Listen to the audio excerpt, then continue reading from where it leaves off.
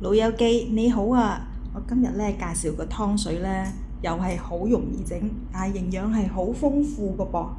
咁首先你睇下，我有蘿蔔啦、秋葵啦，自己整咗牛肉丸啦，新鮮牛肉嚟㗎，落咗啲鹹魚仔啦，香啲啦，落咗幾片薑，係好甜㗎，我試過。咁蘿蔔係好有益㗎喎，尤其是而家秋天食係好好㗎。咁佢可以促進消化啦，增強免疫力，又抗氧化、清熱化痰，又可以利尿消腫㗎喎。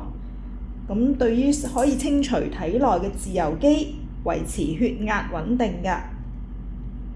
咁對於皮膚都好好，因為佢有維他命 C 啊、胡蘿蔔素啦，又可以預防癌症。因為蘿蔔係屬於十字花科嘅蔬菜，咁對於癌症係有呢個緩解啊，或者係降低佢呢個患腸癌啊、肺癌嘅風險㗎。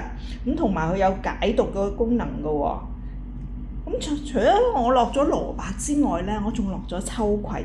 秋葵你知係好有益㗎啦，佢可以穩定呢個血壓㗎，又幫助消化，同埋有鈣質啦，又抗氧化，好多人都適合㗎，尤其是我哋啲老友記係特別適合㗎。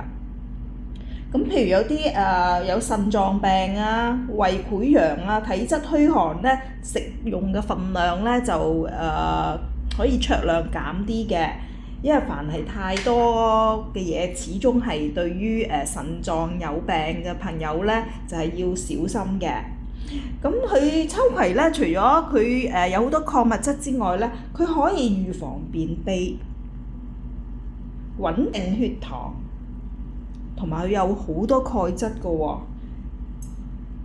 又可以保護個胃啦。有胃痛嘅人食多啲秋葵就啱㗎啦。咁同埋秋葵除咗可以滾湯之外你可以快炒嘅，揾啲蒜蓉或者我嚟炒蛋啦，都係好好食㗎，同埋價錢都好經濟。